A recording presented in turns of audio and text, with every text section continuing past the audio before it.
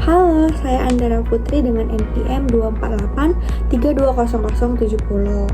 Saya ingin membuat tugas video untuk memenuhi ujian tengah semester 3 pada mata kuliah perilaku organisasi yang diampuh oleh dosen Ibu Dr. Nur Aisyah. Pengertian umum ability, yaitu kemampuan. Kemampuan berasal dari kata mampu yang berarti bisa dan sanggup melakukan sesuatu. Kemampuan juga berarti kesanggupan, kecakapan, kekuatan. Nah, kemampuan atau ability juga berarti kapasitas seorang individu untuk melakukan beragam tugas dalam suatu pekerjaan. Apa sih ability itu? Dikutip dari penelitian jurnal.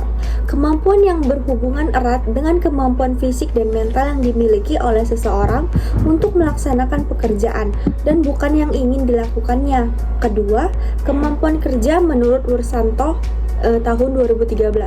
Dalam kemampuan atau ability adalah kecakapan seseorang seperti kecerdasan, keterampilan dalam memecahkan persediaan. Nah, orang yang tidak mampu memecahkan persoalan berarti tidak mampu menganalisis persoalan yang sedang dihadapinya. Yang ketiga ada kemampuan. Kemampuan berarti kepastian seseorang individu untuk melakukan beragam tugas dalam suatu pekerjaan. Lebih lanjutnya, Robin menyatakan bahwa kemampuan atau ability adalah sebuah penilaian terkini atas apa yang dapat dilakukan seseorang. Nah, kemampuan merupakan salah satu unsur dalam kematangan yang berkaitan dengan pengetahuan dan keterampilan yang dapat diperoleh dari pendidikan, pelatihan, dan suatu pengalaman. Oke, kita lanjutkan slide yang keempat, yaitu ada pengertian umum communication atau komunikasi. Nah, yang pertama itu ada proses komunikasi adalah aliran informasi, gagasan atau pesan dari pengirim seperti komunikator ke penerima yang disebut komunikan melalui media tertentu yang bertujuan untuk menciptakan pemahaman bersama.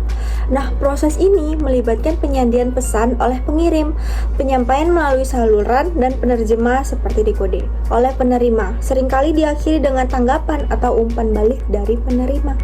Nah, kita masuk ke slide selanjutnya. Apa sih communication menurut penelitian? Nah, yang pertama ada mendefinisikan komunikasi sebagai transisi komunikasi dan pemahaman melalui penggunaan simbol-simbol bersama dari satu orang atau kelompok ke pihak lainnya. Nah, yang kedua, menyatakan komunikasi adalah proses penyampaian pesan atau maksud yang dilakukan melalui satu pihak atau seseorang kepada pihak atau orang lain, baik dilakukan secara langsung atau melalui media. Yang ketiga, mengartikan komunikasi sebagai proses pemindahan informasi, ide, pengertian dari seseorang kepada orang lain dengan harapan orang lain tersebut dapat menginterpretasikan sesuai dengan tujuan yang dimaksud. Apa sih the job performance itu atau prestasi kerja?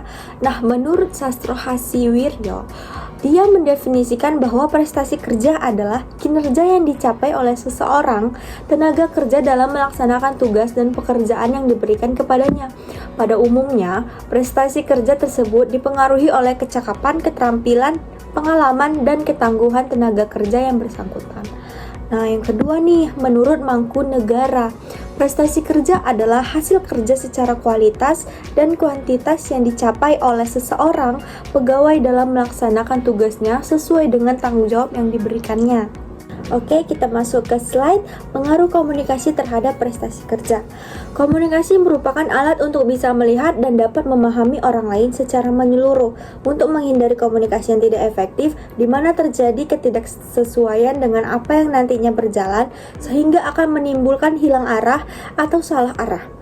Apalagi jika kita berada dalam sebuah lingkungan atau organisasi yang di dalamnya terdapat berbagai macam individu dengan karakter atau sifat yang berbeda-beda pula serta tingkat pendidikan dan pemahaman yang juga beda. Oleh karena itu, kemampuan dalam komunikasi menjadi hal yang penting untuk bisa bekerja dengan orang lain.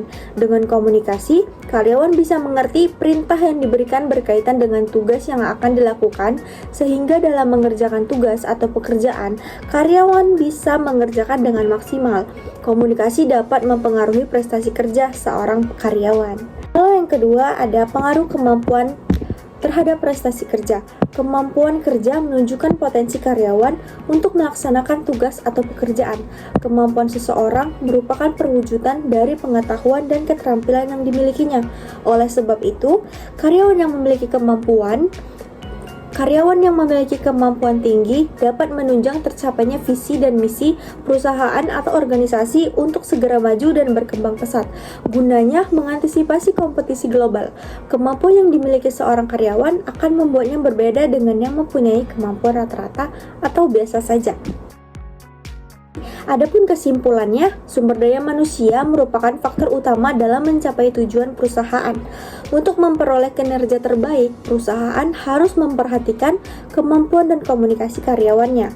Komunikasi yang efektif membantu karyawan memahami tugas dan bekerja dengan baik, sedangkan kemampuan yang baik mencerminkan pengetahuan dan keterampilan yang mendukung pelaksanaan pekerjaan secara optimal. Dengan demikian, baik komunikasi maupun kemampuan memiliki pengaruh yang signifikan terhadap peningkatan prestasi kerja karyawan dan keberhasilan perusahaan secara keseluruhannya.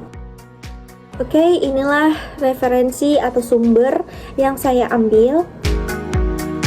Saya ucapkan terima kasih dan maaf apabila di setiap video saya atau di perkataan saya ada yang salah, mohon maaf.